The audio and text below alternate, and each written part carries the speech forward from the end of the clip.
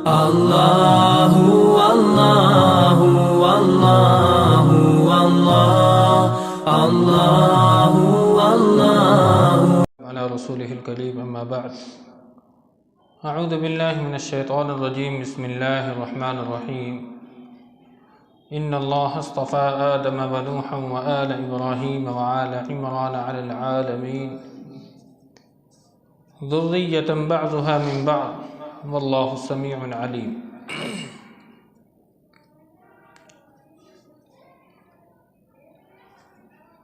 اس آیت کریمہ سے ذکر تو اولاً حضرت عیسیٰ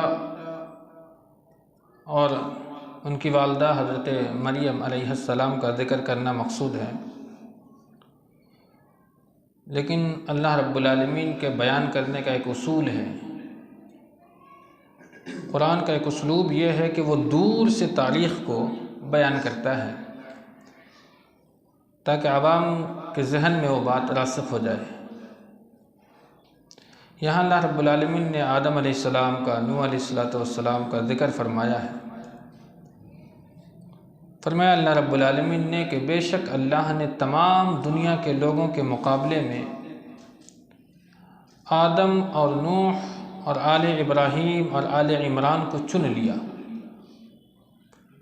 جو کہ ایک دوسرے کی نسل سے ہیں، اور اللہ خوب سننے والا ہے، خوب جاننے والا ہے۔ یہاں ایک بات جو ہے وہ قابل غور، اصطفیٰ یصطفی کے معنی آتے ہیں چن لینا، منتخب کر لینا۔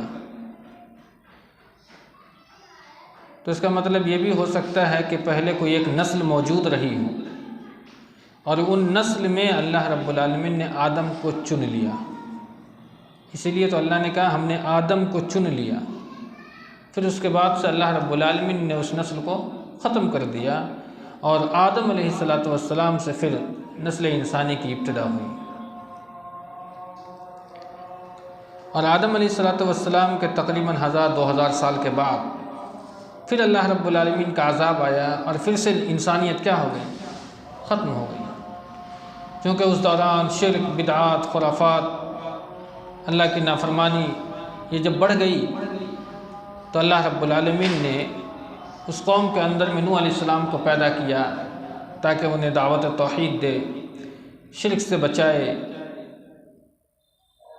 لیکن 950 سال تک دعوت و تبلیغ کے نتیجے میں معدود چند لوگ نوح علیہ السلام کی دعوت پر لبیک کہا، ایمان کے زمرے میں داخل ہوئے، معدود چند لوگ۔ پھر اللہ رب العالمین کے حکم سے نوح علیہ السلام نے کشتی بنائی، اور وہ جو لوگ ایمان لائے تھے تقریباً 80 لوگ، وہ اس کشتی میں سوار ہوئے، اور باقی تمام کی تمام نسل کو اللہ رب العالمین نے سمندر کے حوالے، پانی کے حوالے کر دیا۔ اور اس کے بعد سے دنیا کے اندر میں نوح علیہ السلام کی نسل آباد رہی، اس لیے نوح علیہ السلام کو آدم ثانی بھی کہا جاتا ہے۔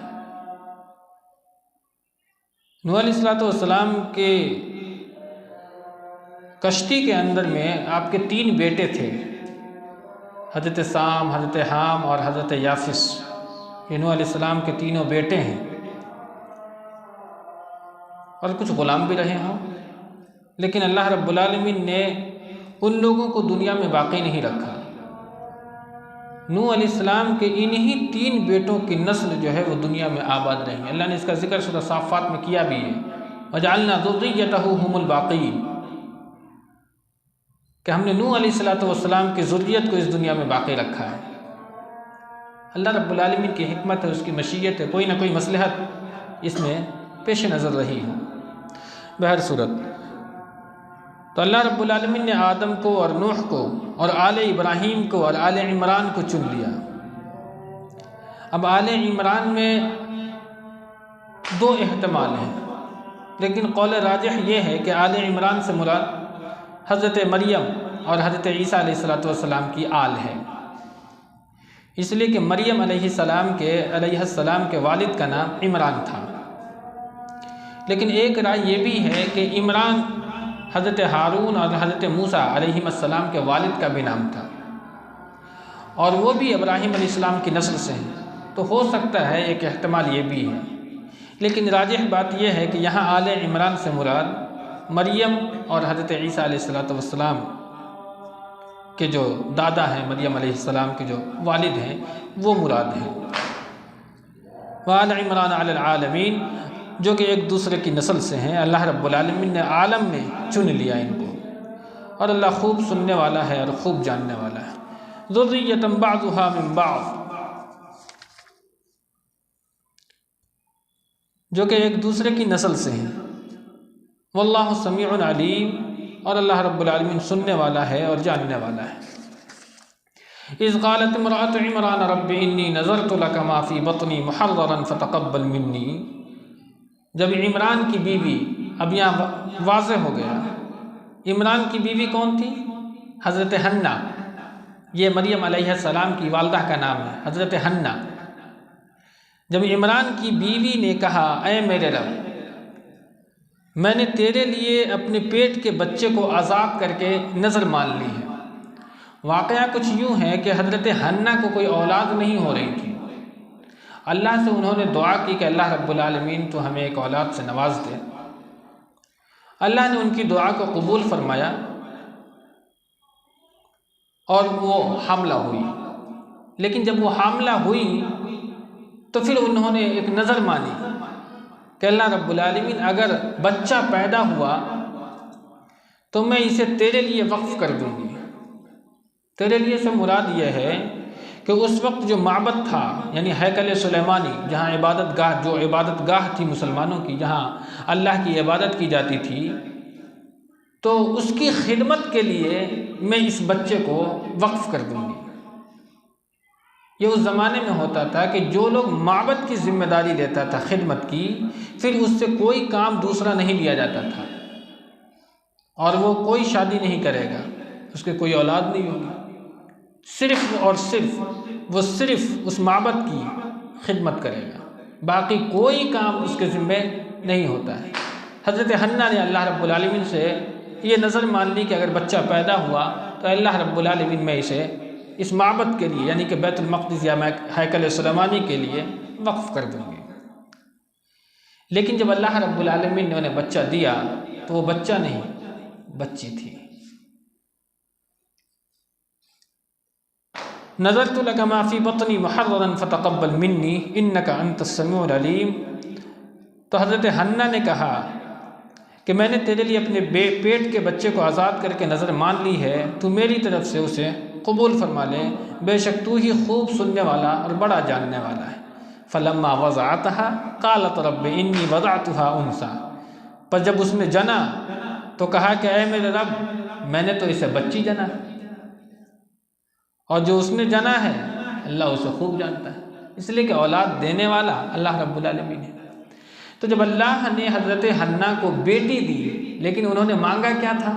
بیٹا، تو اللہ رب العالمین زیادہ جانتا ہے کہ اس بیٹی کے اندر میں وہ صلاحیت اللہ رب العالمین نے پیدا کی ہے جو ایک بیٹے کے اندر میں موجود نہیں ہو سکتی، چونکہ یہ کوئی عام بچی نہیں تھی، یہ ایک خاص بچی تھی،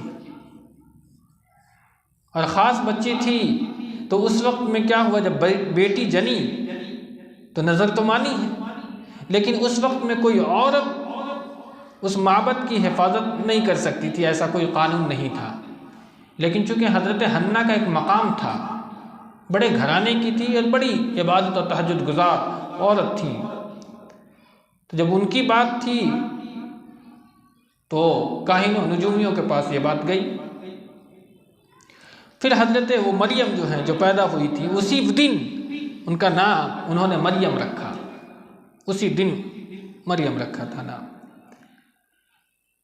پھر جب یہ بات طے قرار پائی کہ جب یہ اس عالم میں پہنچے گی تو معبد کی حفاظت کرے گی، ان کی خدمت کرے گی، تو چونکہ اس وقت میں جو حالات موجود تھے، تمام لوگوں نے ان کی کفالت کی ذمہ داری لینے کے لیے ٹوٹ پڑے، میں اپنی کفالت میں رکھوں گا، میں اپنی کفالت میں رکھوں گا، میں اپنی کفالت میں رکھوں گا، یعنی ان کی خدمت میں کروں گا، میں انہیں بڑا کروں گا، میں ان کی دیکھ ریکھ کروں گا، میں انہیں پالوں گا پوسوں گا۔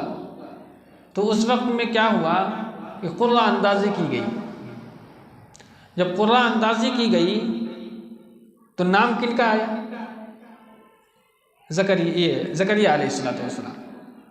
زکریا علیہ السلام حضرت حنہ کے بہنوئی تھے، یعنی کہ حضرت مریم کے خالو۔ تو اللہ رب العالمین جانتا ہے کہ مریم کی خدمت کون کرے گا، اس کی کفالت کون کرے گا، یہ اللہ جانتا ہے۔ نام کس کا نکلا؟ ان کے خالو کا، حضرت زکریا علیہ السلام کا، جو کہ ایک نبی تھے۔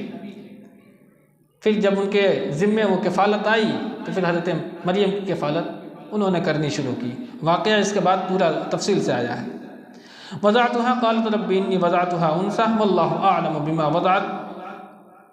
اللہ اسے خوب جانتا ہے، اور وہ لڑکا جس کی اس نے خواہش کی تھی، ولیس الذکر کالانثى وانی سمیتها مریم، تو نام انہوں نے اس کا مریم رکھا، اور میں اور اسے اور اس کی اولاد کو مردود شیطان کے شر سے تیری پناہ دیتی ہوں۔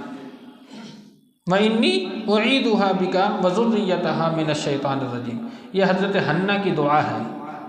جب یہ بچی پیدا ہوئی تو اس وقت اللہ رب العالمین سے انہوں نے دعا کی تھی کہ میں اسے اور اس کی اولاد کو شیطان مردود سے تیری پناہ میں دیتی ہوں۔ ایک حدیث ہے اس کے تعلق سے، بخاری و مسلم کی روایت ہے، حضرت ابو ہریرہ رضی اللہ تعالیٰ عنہ کی یہ روایت موجود ہے کہ جب بھی کوئی بچہ پیدا ہوتا ہے تو شیطان اسے مس کرتا ہے، اسے چھوتا ہے۔ اسی وجہ سے وہ بچہ کیا ہوتا ہے؟ چیختا ہے۔ بچے کی جو رونے کی آواز ہے، اس کی حکمت یہ ہے کہ جب وہ بچہ پیدا ہوتا ہے تو شیطان اسے کیا کرتا ہے؟ چھو دیتا ہے، اور شیطان کے چھوتے ہی وہ بچہ کیا ہوتا ہے؟ چلاتا ہے، روتا ہے۔ یہ حکمت ہے۔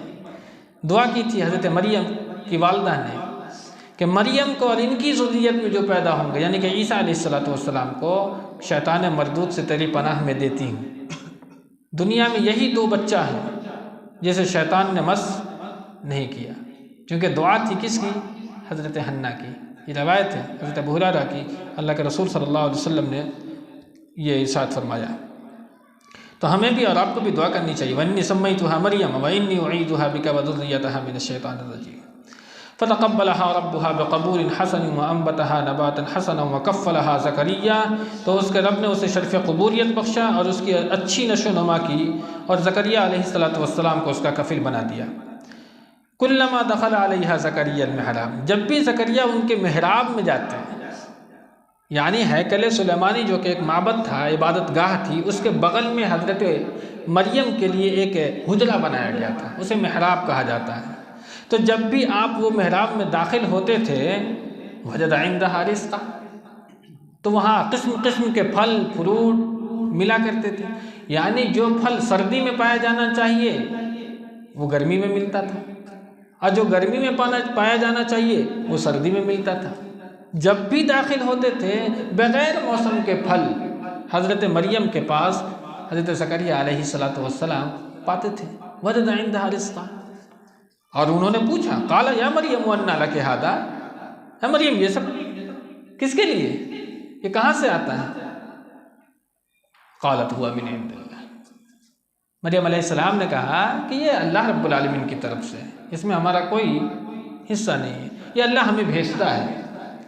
اب یہاں رزق سے دونوں چیزیں مراد ہو سکتی ہے، فروٹ بھی اور علم بھی، ذہانت بھی، فطانت بھی، یہ بھی اللہ کی طرف سے ایک نعمت ہے، یہ بھی اس کی رزق ہے۔ اب مریم علیہ السلام کو جو بھی ملا، تو جب زکریا علیہ السلام یہ سنا، قالت ہوا من عند اللہ ان اللہ یرزق من یشاء بغیر حساب، بے شک اللہ رب العالمین جسے چاہتا ہے بے حساب رزق دیتا ہے۔ تو یہ جب نعمتوں کو دیکھا حضرت زکریا علیہ السلام نے، تو اس بڑھاپے کی عمر میں ان کے جذبات ابھر گئے، اور اس کے بعد انہوں نے پھر دعا فرمائی ہے، انشاءاللہ اس کا ذکر کل کے درس میں کیا جائے گا۔ باری تعالیٰ سے دعا رب العالمین ہمیں آپ کو نیک عمل کی توفیق دے، آمین، آخر دعوانا الحمدللہ۔